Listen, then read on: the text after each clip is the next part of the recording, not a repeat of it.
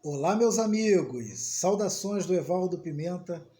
Para mim é um privilégio muito grande a gente ter esta chance de mais uma vez nos reunirmos neste canal para juntos analisarmos as Escrituras. Desde já eu quero lhe pedir que compartilhe esse vídeo só com todo mundo e em todos os meios sociais possíveis: Facebook, WhatsApp, Instagram. Ligue para os seus amigos, para os seus familiares. Caso você ainda não seja inscrito neste canal, por favor, se inscreva. Dê o seu like. Toque no sininho das notificações para que você receba os outros vídeos e compartilhe só com todo mundo. Hoje nós vamos falar sobre dons espirituais, línguas estranhas, profecia.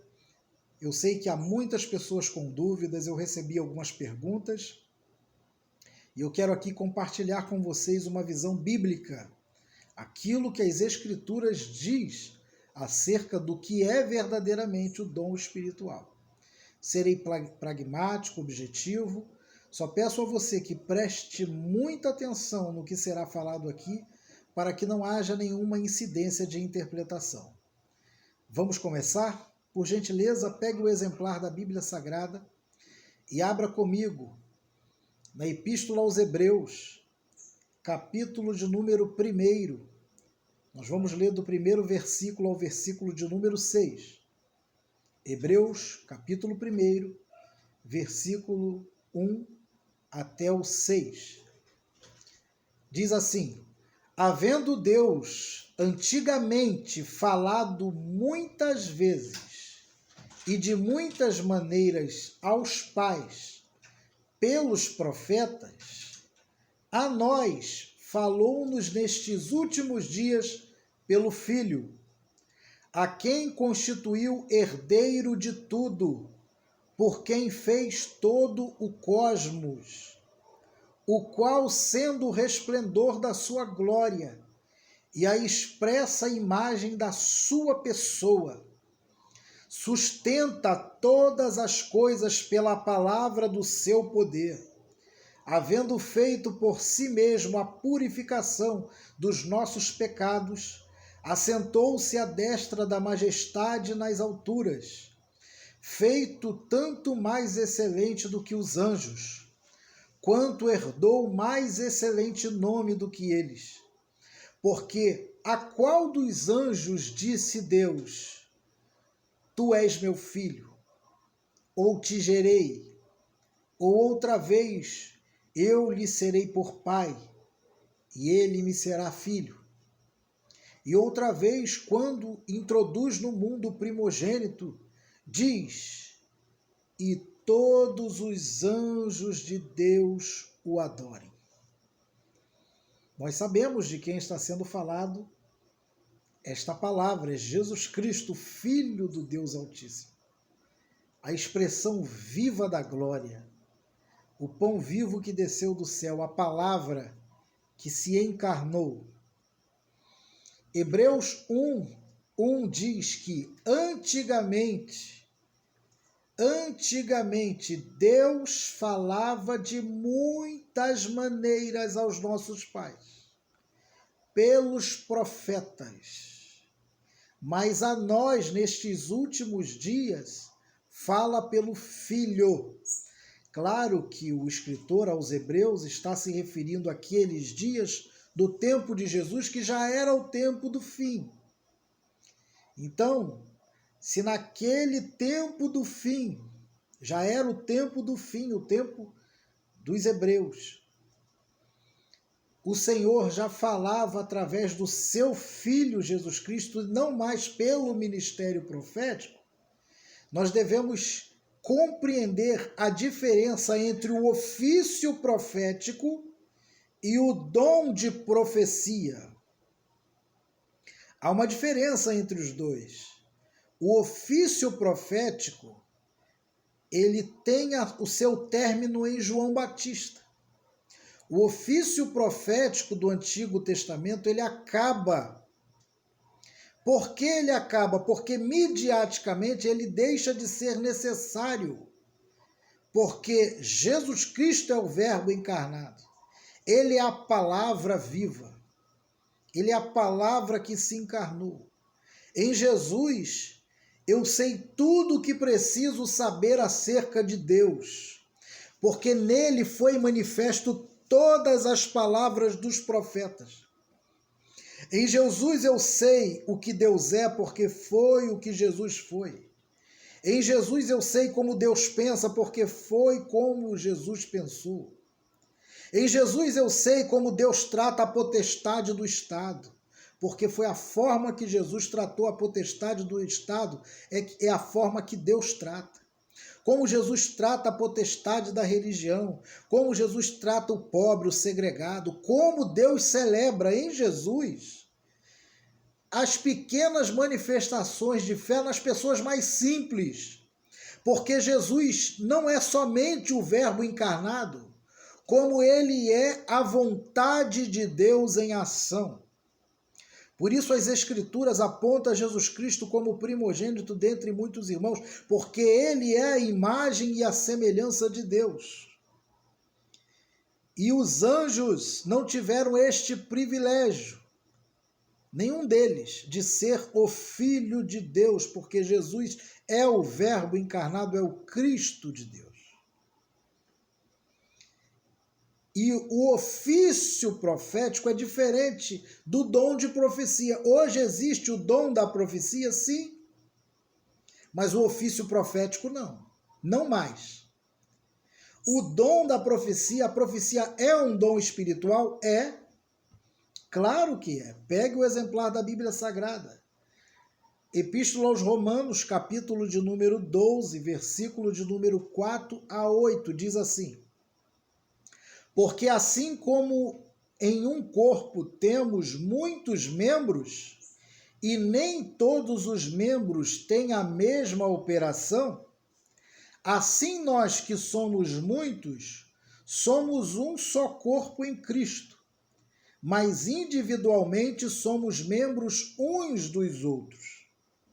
De modo que, tendo diferentes dons, segundo a graça que nos é dada, se é profecia, seja ela segundo a medida da sua fé. Então, em Romanos 12, vemos que a profecia é um dom e ela é dada segundo a nossa fé. Se é ministério, seja em ministrar. Então, ministrar também é um dom. Se é ensinar, haja dedicação ao ensino, então ensinar também é um dom. Ou o que exorta, use esse dom em exortar. Exortar também é um dom. O que reparte, faça-o com liberalidade. Repartir também é um dom. O que preside, com cuidado. Então, presidir também é um dom. O que exercita misericórdia, faça com alegria. Então, a misericórdia, que vem da palavra misericardia, que é se colocar no lugar dos outros, também é um dom. Então, a profecia é um dom e deve ser dada e buscada segundo a medida de nossa fé. E o que é profecia? A palavra profecia vem de prophets, que significa mensageiro, porta-voz, aquele que vai trazer a mensagem de Deus. Então, o porta-voz de Deus é o mensageiro, é o que recebeu o dom de profecia. 1 Pedro, capítulo de número 4, versículo 10 e 11, nos explica como nós devemos exercer a profecia. Como exercemos a profecia, segundo as Escrituras. 1 Pedro 4, 10 a 11 diz assim: cada um administre aos outros o dom como recebeu, como bons despenseiros da multiforme graça de Deus. Se alguém falar, ou em algumas traduções como Almeida, por exemplo, se alguém pregar, fale segundo as palavras de Deus. Se alguém administrar, administre segundo o poder que Deus dá, para que em tudo Deus seja glorificado por Jesus Cristo, a quem pertence a glória e poder para todo o sempre. Amém. Então, se alguém pregar, fale segundo a palavra de Deus. Se alguém profetizar, profetize segundo a palavra de Deus. Tem que ser segundo a palavra. 1 Coríntios capítulo 14. Todo o capítulo 14 fala como se manifestam os dons espirituais. Até porque a igreja de Corinto, ela passou por uma crise de identidade espiritual, porque ela era uma igreja muito aberta ao sincretismo religioso. Havia pessoas de outras nacionalidades. E a igreja de Corinto estava doente porque dentro dela estava uma soberba crescente, onde os supostos espirituais da igreja faziam o circo das palhaçadas performáticas para demonstrar mais espiritualidade do que os outros. Só que tinha pouca espiritualidade e muita performance. Porque espirituais eles não eram. Porque quem é cheio do Espírito é cheio dos frutos do Espírito. O Espírito Santo é Deus e Deus é amor. Então uma pessoa cheia do Espírito Santo é uma pessoa cheia de amor. Como pode uma pessoa estar se dizendo estar cheia do Espírito Santo e não amar? E não perdoar? Essa pessoa não tem nada de Deus. 1 Coríntios capítulo 14, do primeiro versículo ao versículo 3, diz assim: segui o amor e procurai com zelo os dons espirituais. Deve ser procurado com zelo os dons espirituais, mas principalmente o de profetizar. Porque o que fala em língua desconhecida, ou em algumas traduções línguas estrangeiras, ou língua estranha, não fala aos homens, senão a Deus. Porque ninguém o entende, e em espírito fala em mistérios. Mas o que profetiza fala aos homens para edificação, exortação e consolação. E olha o interessante dessa palavra, diz assim, olha, segui o amor, procurai com zelo dons espirituais, mas principalmente o de profetizar, porque o que fala em língua, olha só, o que fala em língua não fala aos homens, mas fala a Deus. Então, por que em alguns supostos, algumas supostas reuniões espirituais, uma pessoa começa a falar em línguas estranhas e vem uma outra interpretar a língua dela e começa a dizer como se Deus estivesse falando para o povo? Isso é antibíblico. E não sou eu que estou dizendo, não, é a Bíblia. 1 Coríntios 14, de 1 a 3. Diz que o que fala em línguas não fala aos homens, mas fala a Deus. Então, como há um intérprete para o povo, se quem está falando em língua está falando para Deus e não para o povo? Isto não é segundo as Escrituras nos ensina. E a pessoa está falando em língua. O apóstolo Paulo fala o seguinte: aquele que fala em língua, fale em secreto, porque quem fala em língua fala com Deus em mistérios. Em mistérios fala com Deus. E a pessoa incrédula que não conhece a espiritualidade, ela fica escandalizada, porque a pessoa está falando em público os mistérios que ela está falando com Deus, e muitas vezes é a oração do seu espírito a Deus que ela mesma não entende, mas em mistérios ela fala a Deus. Tanto que o apóstolo Paulo explica que a pessoa que ora em mistério, que ela peça a Deus o dom da tradução, que ela receba o dom da interpretação dessa idiomática para ela saber o que ela está falando com Deus, porque ela mesma não sabe. Porque assim ela vai conhecer a profundidade dos mistérios do teu espírito. E ele fala também ainda em Coríntios 14, que se tiver 2 ou 3 falando em línguas, que se calem se não tiver um intérprete, para que quando tiver um intérprete a igreja seja edificada. O fato do texto falar que a igreja será edificada não significa que a pessoa falando em mistério e tendo um intérprete, ela vai estar falando em nome de Deus, não, ela vai estar falando para Deus, porque quem fala em línguas não fala os homens, mas fala Deus. O intérprete, ele só vai entender o que está sendo falado para Deus, e a igreja será edificada porque a oração também edifica, ou não? Você ouvir uma oração feita da alma, feita de todo o coração, não te edifica? Claro que edifica a igreja. Só que quem fala em mistério, então esse negócio de canto de prova, eis que te digo. E detalhe, outro equívoco no meio cristão é, nunca você vê, tanto no Antigo Testamento quanto no Novo, Deus usando profetas, ou os profetas, aqueles que tinham o ofício profético, falando uma profecia divina na primeira pessoa. Ele sempre fala na terceira pessoa. Ele nunca diz, eis meu servo. Ele sempre diz, assim diz o Senhor. Nunca é na primeira pessoa, sempre na terceira. Escrituristicamente, você vai rodar a Bíblia toda e não vai encontrar.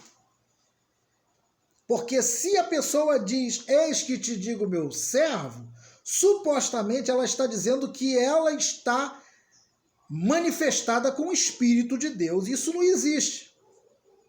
Isso é um secretismo religioso brasileiro, porque o brasileiro já está acostumado, devido às suas raízes afro, às manifestações.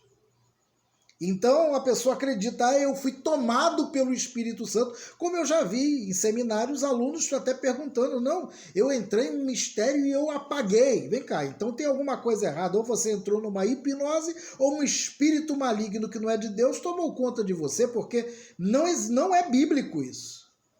Não é a Escritura, e não sou eu que estou dizendo, não, são as Escrituras que falam isso. Então, esse negócio de um falando em mistério, o outro interpretando para o povo ouvir, não é bíblico, é antibíblico, é anti-escriturístico. Só que no meio religioso cristão, as pessoas estão tão acostumadas com a mentira, com o circo das palhaçadas performáticas, que o profeta fala X, a Bíblia diz Y, ele prefere ficar com o X que o suposto profeta está falando e esquecer a Escritura de lado. Só que a Escritura, ela é a maior profecia. Não existe profecia maior que a Escritura. Aí nascem os maiores absurdos e enganos. E detalhe, por causa disso, muitos estão se revoltando até contra Deus. Quantos casamentos já deixaram de ser uma união estável por causa de profecia? O suposto crentão vai numa profeta, está casado, tem a sua família, mas chega lá, chega a profetisa cheia de engano e fala, olha, Deus não te deu essa bênção, se prepara que vai vir outra. E aí o camarada cai no adultério, cai no engano, perde a família, perde tudo, porque foi enganado, se revolta contra Deus, porque é assim que acontece, se revolta contra Deus e aí fica frustrado. Ou se não, e muitas vezes recebe uma profetada lá, meu servo, tu vais para os Estados Unidos, tu vai para a Europa, aí o camarada se endivida todo, compra uma passagem e voa para lá. Chega lá, passa fome, passa necessidade, perde tudo que tinha, e aí fala, vem cá, e os teus planos, Deus, o que tu permitisse que aconteceu isso comigo? Por que tu permitiste que acontecesse desta forma? E aí Deus se torna o culpado, ele se revolta contra Deus e contra tudo que se chama Deus. Só que Deus não falou nada disso para ele, porque não é assim que se manifesta a profecia. A profecia é a palavra, quem prega, quem exorta, quem edifica, quem consola é a palavra. O profeta é o mensageiro da palavra. Quem profetiza usa a palavra. Não é eis que te digo, meu servo, isso não existe, não é bíblico. Compreendes o que a Escritura diz? Está compreendendo? E quem fala em línguas, fala a Deus e não aos homens, porque fala em mistérios para Deus. E se alguém interpretar a língua, vai estar interpretando a oração que o servo de Deus está falando para Deus, e não existe falar em língua para homens. Isso é diferente do que aconteceu em Atos 2. Em Atos 2 é outra coisa. Em Atos 2, a manifestação espiritual, leia Atos 2 todo. Volte a ler a Bíblia. O que aconteceu ali em Atos 2 foi mais uma manifestação espiritual no ouvido dos ouvintes do que na fala. Porque ali cada um falava o seu idioma diferente, mas ouvia no seu próprio idioma. É como se eu fosse um grego, estivesse lá ouvindo a palavra em hebraico e o irmão falando em hebraico e eu ouvindo em grego, no meu próprio idioma. Leia Atos 2, veja se não é isso que está lá, é assim que aconteceu. Eles simplesmente ouviram no seu próprio idioma. Se eu estivesse lá, se fosse, por exemplo, eu estivesse na Alemanha e alguém pregando e acontecesse o que aconteceu em Atos dos Apóstolos, o alemão estaria pregando em alemão e eu ouvindo em português, porque eu falo português. Então, a manifestação espiritual e o milagre aconteceu mais nos ouvintes do que na fala. É diferente do dom espiritual em Corinto. A igreja de Corinto estava toda enganada acerca desse respeito. Então, o que profetiza, fala aos homens. Outra coisa interessante que o apóstolo Paulo fala aqui é que o ministério de profecia, ele é superior ao falar em línguas, porque quem fala em línguas fala aos homens. Quem fala em línguas fala a Deus em oração, mas não fala aos homens. E profecia, ele fala aos homens. Ele prega a palavra, ensina, edifica, exorta e consola. Então buscai este dom, porque é superior. Em alguns lugares não, em alguns lugares a inversão. Busque o falar em línguas, porque se você não falar um decanto, se você não falar um de provanébia, você não é espiritual. Isso é mentira, é engano e não tem nada a ver com o que a palavra está dizendo. Então falar em línguas, fala em mistério a Deus. Só que a profecia é um dom dado para a edificação da igreja. Compreendes? É assim que a Escritura nos ensina. Não sou eu que estou falando, é o apóstolo Paulo e os demais apóstolos que vieram repetindo isso constantemente. Eu estou sendo um repetidor. 2 Timóteo, capítulo de número 3, versículos de número 16 e 17, diz assim: toda a escritura divinamente inspirada é proveitosa para ensinar, para redaguir, para corrigir, para instruir em justiça, para que o homem de Deus seja perfeito e perfeitamente instruído para toda boa obra. Então, quem profetiza, profetiza segundo toda a escritura divinamente inspirada, porque ela sim, a escritura divinamente inspirada é proveitosa para redarguir, ensinar, corrigir, instruir. E o que isso é? O que isso quer dizer? Consolar, edificar. É isso, é a palavra, é pregar a palavra, isso é profetizar. Porque o profeta, a palavra prophecies, prophet, significa mensageiro ou porta-voz. Nab no hebraico. Porta-voz, aquele que fala em nome de Deus e usa a escritura para falar as palavras de Deus. Não é eis de canto que falo. Tem muito engano e muita mentira, a verdade é essa. Às vezes o camarada não tem nem o que falar e simplesmente vai pela obviedade. Ele pega o microfone, olha, se vê um camarada, se eu não tiver fardado como ministro, gordinho do jeito que eu sou, com mais de 100 quilos, ele vai olhar para mim e vai falar: olha, varão, eis que te digo que a tua pressão é alta. E Deus está tocando na tua saúde. É lógico, uma pessoa com o meu tamanho, com a minha altura, é impossível não ter um problema de pressão.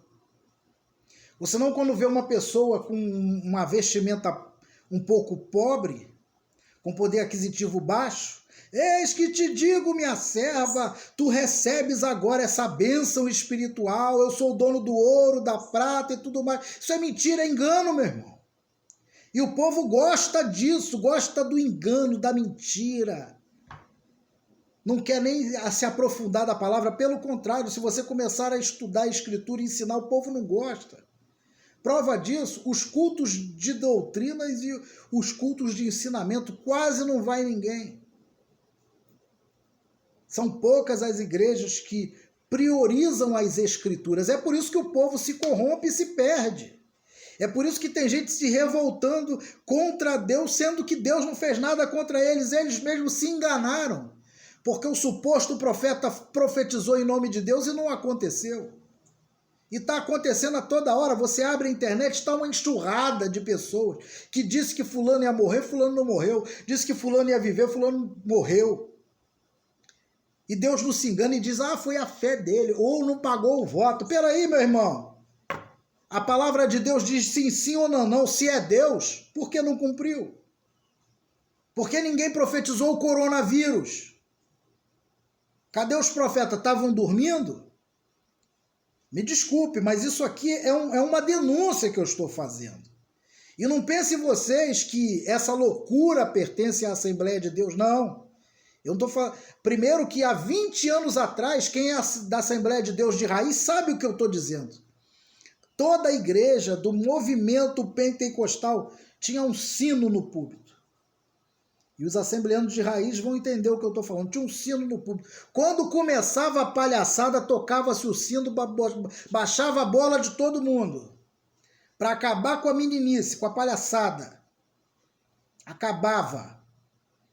Só que o movimento neopentecostal tomou uma forma tão poderosa que invadiu até muitas assembleias, supostas assembleias de Deus.